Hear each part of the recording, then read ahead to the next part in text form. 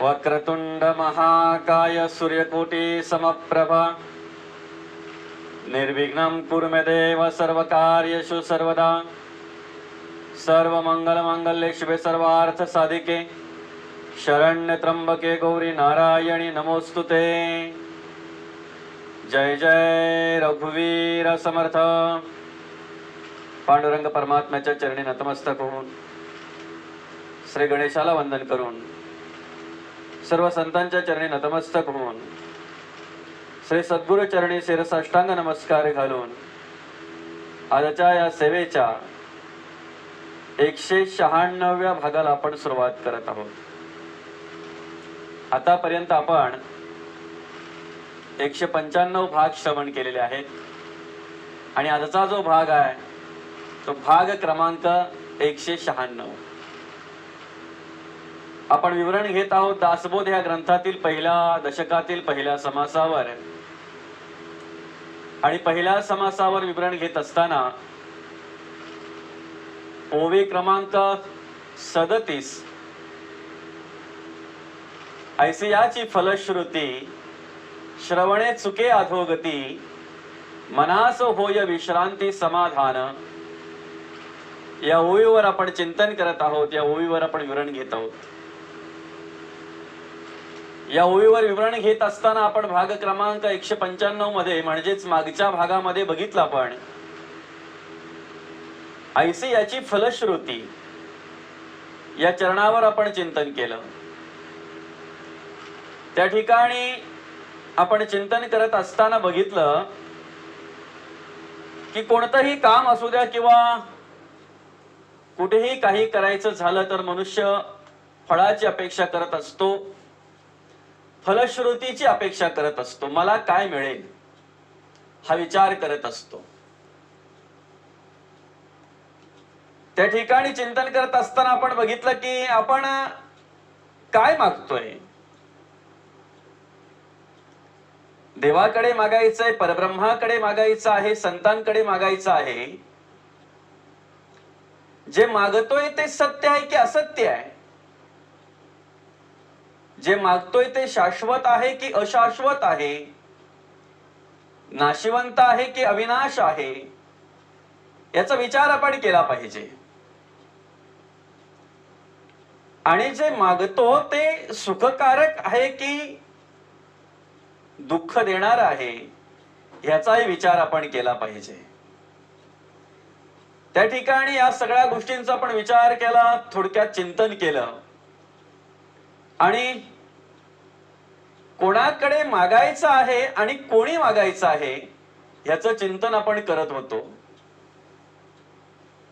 देणाऱ्याचा अधिकार पाहिजे, देणारा त्या अधिकाराचा पाहिजे आणि घेणाऱ्याची पात्रता पाहिजे।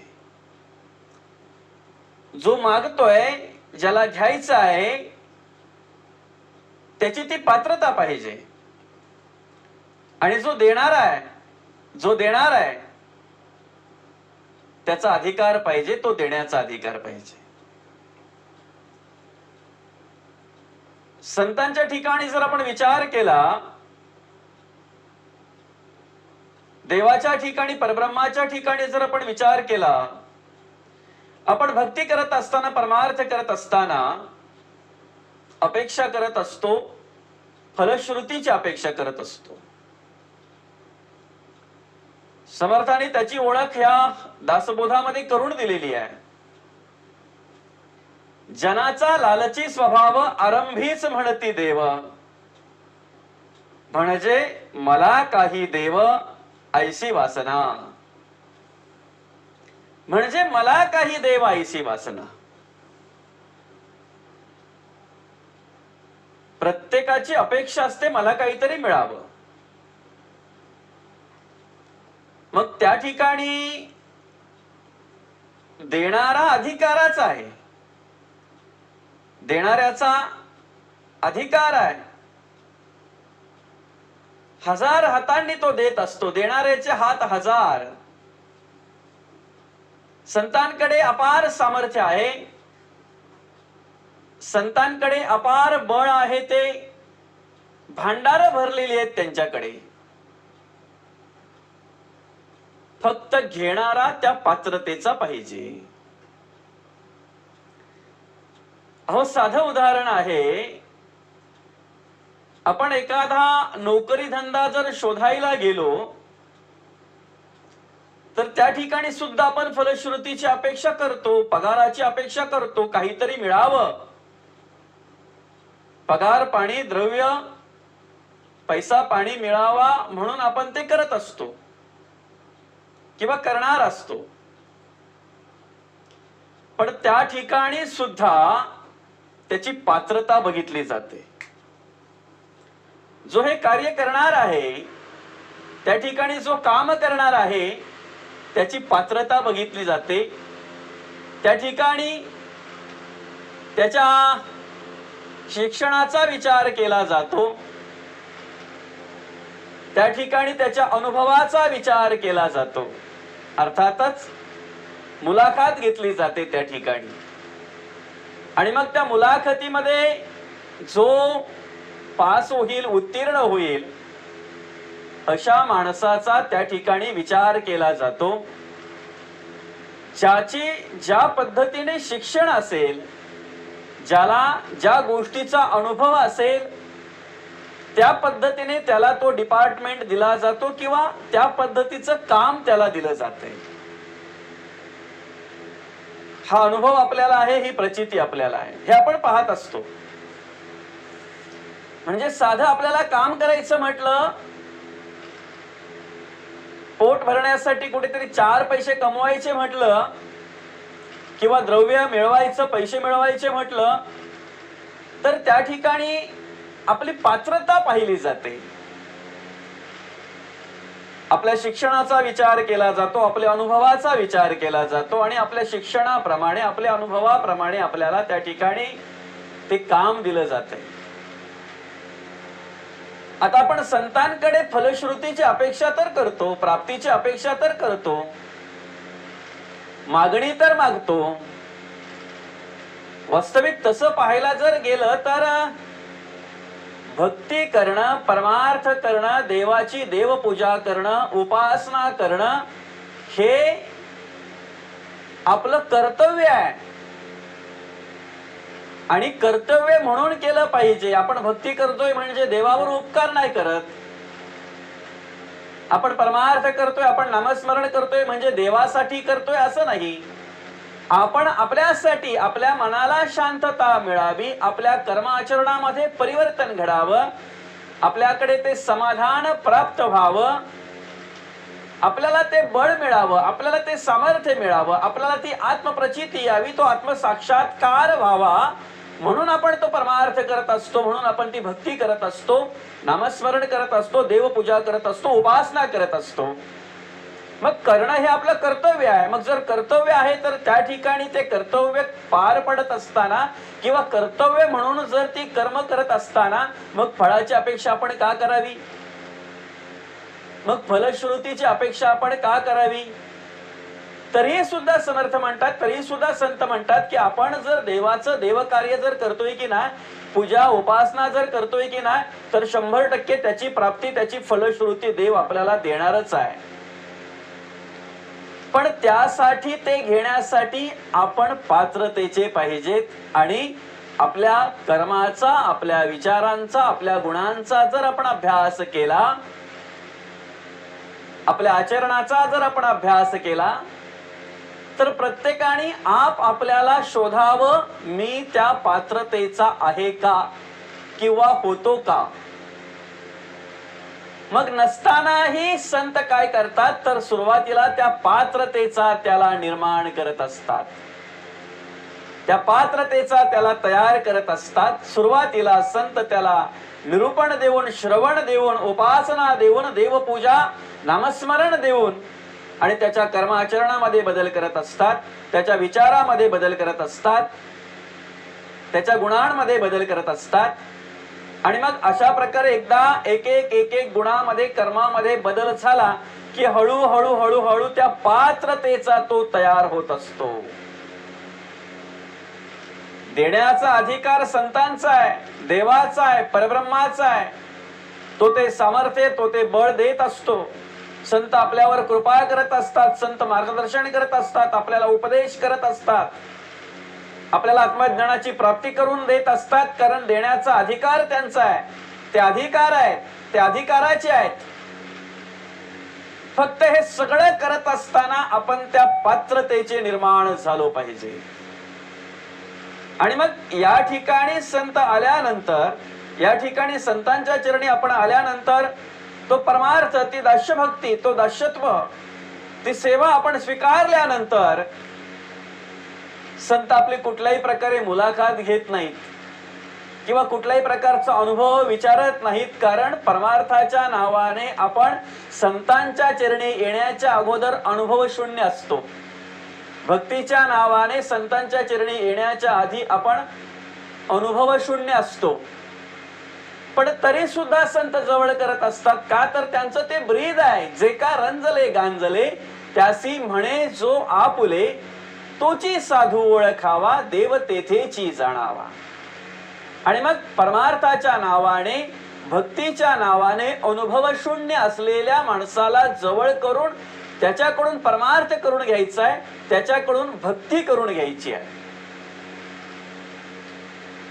मग कुठल्या प्रकारची प्राप्ती या ठिकाणी मिळत असते, ऐसी याची फलश्रुती. काय फलश्रुती मिळत असते आपल्याला? आपण वरवरच्या फलश्रुत्या पाहत असतो. मला धनद्रव्य मिळावं, मला खूप ऐश्वर्य मिळावं, मला संपत्ती मिळावी, मला संतान प्राप्ती नाही ते संतान मिळावं, ते पुत्र प्राप्ती व्हावी. कोण म्हणते मला अमुक आजार आहे त्यापासून मी मुक्त व्हावं, कोण म्हणते मला असं अमुक हे आहे त्याच्यापासून मला मुक्तता मिळावी. म्हणजे अशा वेगवेगळ्या प्रकारच्या आपण प्राप्ती इच्छित असतो. पण संत म्हणतात, अरे तुझ्या प्रारब्धाप्रमाणे जर असेल, तुझ्या कर्माप्रमाणे जर तुला ते द्यायचं असेल तर संत देणारच आहे. देवाच्या कृपेने ते तुला प्राप्त होणारच आहे. मग अशा नाशिवंत गोष्टी का मागतो? जे शाश्वत आहे, जे सत्य आहे आणि जे अविनाश आहे ते देवाकडे मागितलं पाहिजे. गंगा पापम शशितापम दैन्यम कल्पतरुस्तता, पण पापम तापम च दैन्यम हरे सद्गुरु दर्शनम. त्या ठिकाणी ओळख करून दिली, जाणीव करून दिली. गंगेमध्ये स्नान केल्यानंतर पाप जातंय असे म्हणतात. कल्पतरूच्या योगाने दैन्य जाते असं म्हणतात.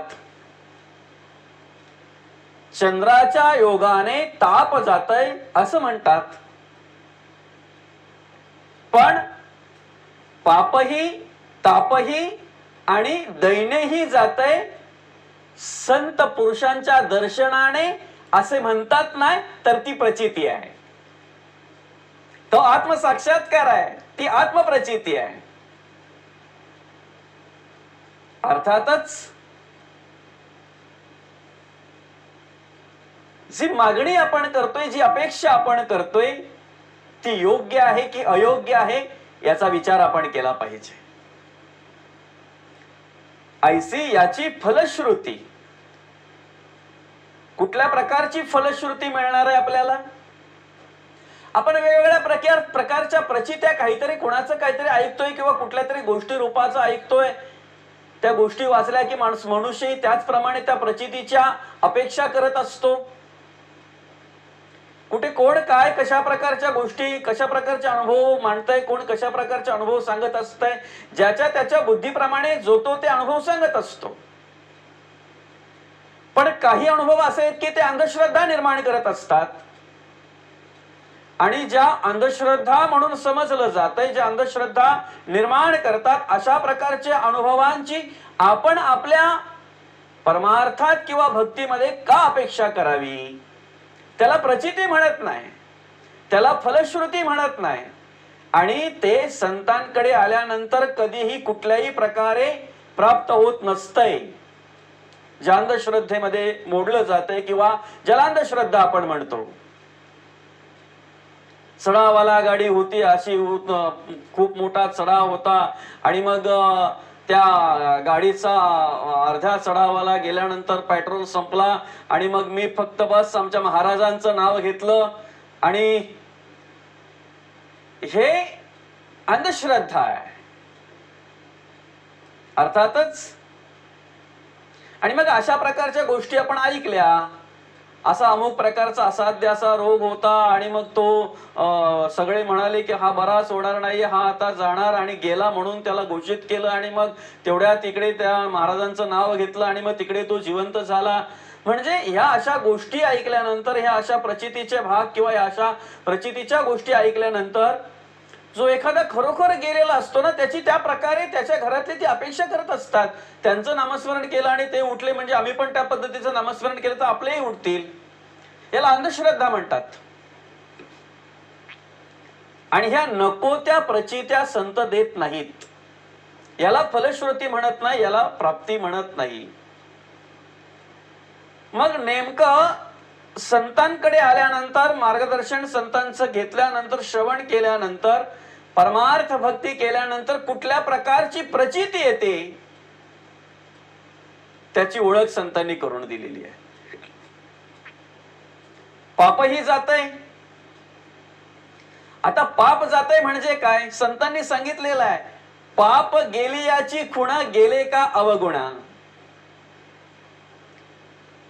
हा काही चमत्कार नाही आहे, हा काही जादूटोणा नाही आहे, किंवा हा काही वेगळ्या प्रकारची अशी प्रचिती नाही आहे. पाप जाणं, अवगुण गेले, सद्गुण आले म्हणजेच पाप गेलं. आपले विचार बदलले, आपल्या विचारामध्ये परिवर्तन घडलं, आपल्या कर्माचरणामध्ये परिवर्तन घडलं, आपल्या गुणांमध्ये परिवर्तन घडलं, याला म्हणतात अवगुण गेले, सद्गुण आले म्हणजे पाप गेलं. तापही जातंय. आध्यात्मिक, अधिभौतिक आणि अधिदैविक अशा प्रकारचे 3 ताप आहेत, त्रिविध ताप आहेत. आणि हे ताप माणसाला कशा प्रकारे निर्माण होत असतात? काही सद्य वर्तमान काळामध्ये ज्या पद्धतीने मनुष्य कर्म करतोय त्या कर्माप्रमाणे माणसाला ताप निर्माण होत असतात. काही भौगोलिक परिस्थितीमुळे माणसाला ताप निर्माण होत असतात, आणि काही प्रारब्धाप्रमाणे ताप निर्माण होत असतात. काही आत्मिक असतात, देहाला आतून निर्माण होणारे असतात, काही प्रारब्धाच्या योगाने निर्माण होणारे असतात. ह्या सगळ्या तापाची जाणीव संत करून देत असतात, त्यांची ओळख करून देत असतात. आणि नेमकं कुठल्या रोगाला काय उपाय आहे, कुठल्या आजाराला काय उपाय आहे, या पद्धतीचं मार्गदर्शन संत करत असतात. आणि त्या पद्धतीने माणसाने कर्माचरण केल्यानंतर तो तापापासून मुक्त होत असतो. पापम तापम च दैन्यम हरे सद्गुरु दर्शनम. संतांचं नुसतं दर्शन झालं तरी पापही जातंय, तापही जातंय आणि दैन्यही जातंय. दैन्यही जातंय म्हणजे काय? आता काही लोक कसं आहे, एकदम वेगाने श्रीमंत व्हायला जातात. कुठल्या तरी एखाद्या भक्तीचा आधार घेतात, कुठल्या तरी एखाद्या परमार्थाचा आधार घेतात, किंवा कुठल्या तरी एखाद्या बाबा महाराजाचा आधार घेतात, आणि मग काहीतरी करून तो पैशाचा पाऊस, काही अजून काय, याला शोध त्याला शोध, हे शोध तो शोध, काही आयुष्यात काही मिळत नाही, उलट वेडे होतात. अतिशय हिंदीन अवस्था निर्माण होते त्या ठिकाणी. आणि त्या मार्गाला जे गेले, त्या विचाराप्रमाणे जे चालले, ते वेडे झाले. काय खातात, काय बोलतात, काय चालतात हेही त्यांना कळत नाही. संत असा काही जादूटोणा किंवा असा काही चमत्कार करत नाहीत. दैन्य घालवतात म्हणजे काय, एकाएकी असं श्रीमंत करत नाहीत. जी परिस्थिती असेल त्या परिस्थितीचं मार्गदर्शन करत असतात. आपल्याला नको नको त्या प्रकारचे नाद असतील, त्या नादापासून माणसाला मुक्त करतात. नको नको त्या प्रकारची व्यसनं असतील, त्या व्यसनापासून संत मुक्त करतात. नको नको त्या प्रकारचे छंद असतील माणसाला, मनाचं मनोरंजन करण्यासाठी नको नको तिकडे भरंगळत असेल मनुष्य आणि नको तसे पैशाची उधळपट्टी करत असेल तर ते सगळ्या नादापासून संत त्याला मार्गदर्शन करून श्रवणातून मुक्त करत असतात आणि मग त्याचे तिकडे नको तिकडे नशे नको त्या प्रकारे जाणारे पैसे थांबले जातात, वाचले जातात. तो तेच पैसे त्या संसाराला लावतोय, परमार्थाला लावतोय. म्हणजे अर्थातच काय, त्याच्याकडचं दैन्य हरण करतात संत, पण कशातून? त्याला मार्गदर्शन करून त्याच्या कर्माचरणामध्ये परिवर्तन घडवून. ऐसी याची फलश्रुती, ही फलश्रुती आहे, ही प्राप्ती आहे, परमार्थातून निर्माण होणारी किंवा परमार्थातून प्राप्ती होणारी. आपण नको ती प्राप्ती पाहतोय, आपण नको तशा प्राप्त्यांचा विचार करतोय किंवा नको ते पाहायला मिळतंय, नको त्याचा आपण अपेक्षा करत असतोय, नको त्या गोष्टीची अपेक्षा करत असतो. आपल्याला असं वाटतंय परमार्थ करायला लागलो, भक्ती करायला लागलो, देवाचं नामस्मरण करायला लागलो म्हणजे आता मला काही होणारच नाही. काही होणार नाही म्हणजे मृत्यूने तर देवादिकांनाही सोडलं नाही, तापाने देवादिकांनाही सोडलं नाही, संतांनाही त्यांनी सोडलं नाही. आपल्याला कसे सोडतील ते? मग त्या ठिकाणी जाणीवेची कर्म निर्माण करतात संत, श्रवण देऊन भक्तीच्या मार्गाने, परमार्थाच्या मार्गाने एकदा माणसाच्या कर्माचरणामध्ये परिवर्तन घडलं, एकदा त्याला योग्य मार्गदर्शन मिळालं की तो कष्ट करायला लागतो, तो मेहनत करायला लागतो. आणि मग कष्ट मेहनत करून जे मिळतंय त्याच्यातून कशा प्रकारे चालायचं, कशा प्रकारे वागायचं, कशा प्रकारे राहिलं पाहिजे हे योग्य मार्गदर्शन संत करतात आणि त्याच्यातून त्या माणसाचं दैन्य हरण होत असतंय.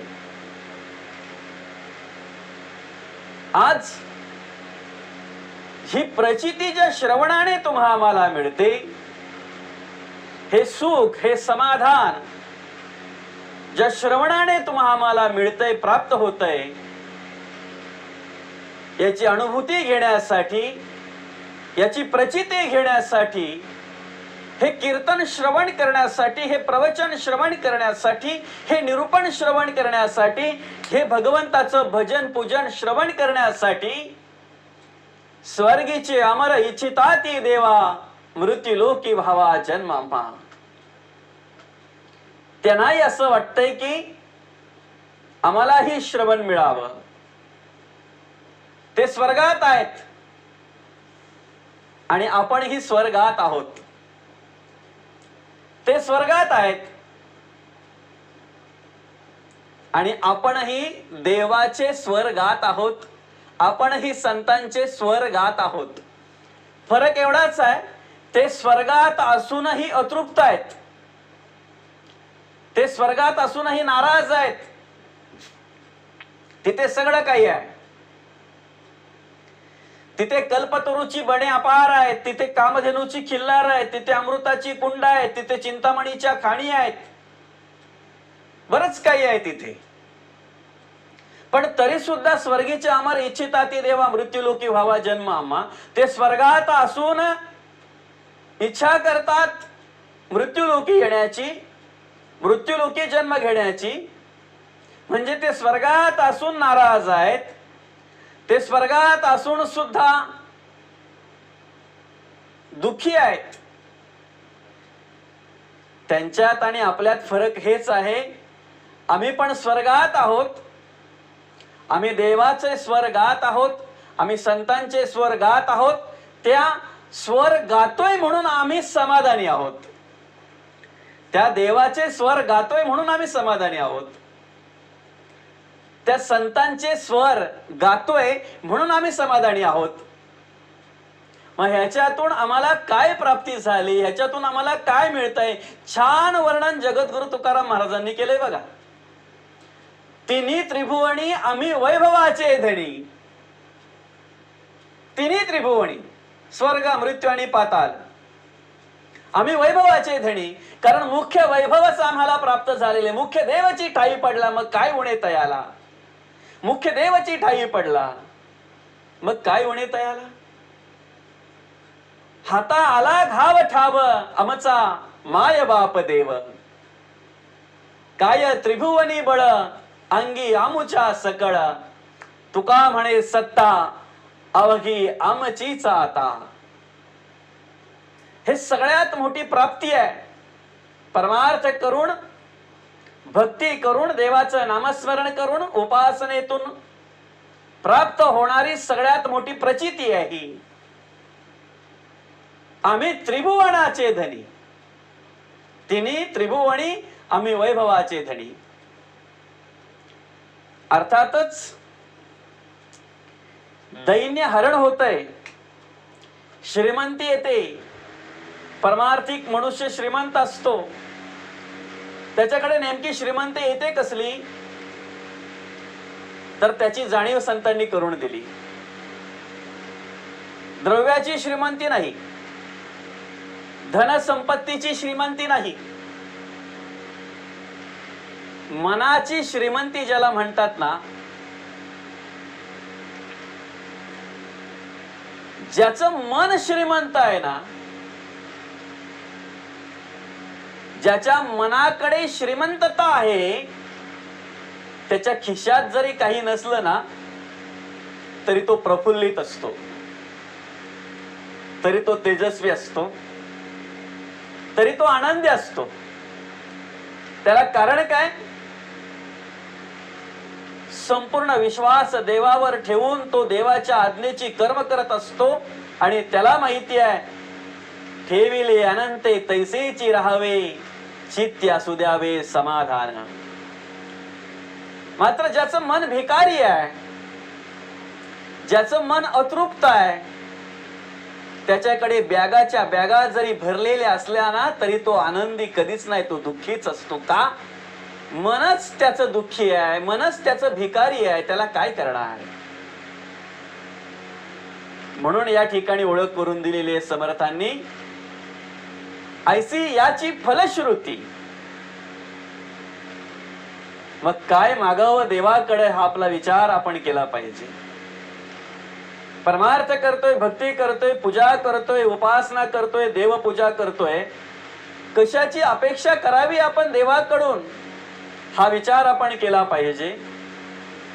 द्यायचा अधिकार देवाचा आहे, संतांचा आहे. आपण त्या पात्रतेचे निर्माण झालो पाहिजेत. आणि एकदा काय आपण त्या पात्रतेचे निर्माण झालो की संत नेमकं आपल्यामध्ये परिवर्तन घडवत असतात. देवाच्या कृपेने आपल्या कर्माचरणामध्ये, आपल्या विचारामध्ये, आपल्या गुणांमध्ये परिवर्तन घडत असते. आणि जे परिवर्तन घडतंय त्यालाच सगळ्यात मोठी प्रचिती म्हटलं जात आहे. ती सगळ्यात मोठी फलश्रुती असते. सगळी इंद्रिय तृप्त करण्यासाठी प्रथम मनाला तृप्त करावं लागतंय. सगळ्या इंद्रियांकडून उत्तम कर्म करवून घेण्यासाठी ती शिकवण, ते उपदेश मनाला द्यावे लागतात. ती शिकवण मनासाठी उभी करावी लागते. म्हणून त्या मनासाठी समर्थांनी 205 श्लोक मांडलेले आहेत. त्या अनेक श्लोकांमध्ये मनाला हाक मारलेली आहे, मना सज्जना भक्ती पंथेची जावे. बाबा रे, तुला ज्या मार्गाने चालायचं आहे ना, तो मार्ग कुठला आहे? हा भक्तीचा मार्ग आहे. या भक्तीच्या मार्गाने चालायचं आहे. आणि नेमकं त्या मनाला मार्गदर्शन करून, त्या मनाला उपदेश करून त्याच्यामध्ये परिवर्तन घडवलं जात आहे. कशा प्रकारे ते पुढच्या चरणात समर्थांनी मांडलेलं आहे. ऐसी याची फलश्रुती श्रवणे चुके अधोगती, मनास होय विश्रांती समाधान. असो ऐसी याची फलश्रुती, या चरणावर आपण आतापर्यंत विवरण घेतलं. पुढे श्रवणे चुके अधोगती, मनास होय विश्रांती समाधान, या चरणांवर आपल्याला चिंतन करायचं आहे. करूया. भाग क्रमांक 197 मध्ये तत्पूर्वी झालेली सेवा समर्थांच्या चरणी, पांडुरंग परमात्म्याच्या चरणी अर्पण करून या सेवेला या ठिकाणी पूर्णविराम देऊया. रामकृष्ण हरी, रामकृष्ण हरी, रामकृष्ण हरी.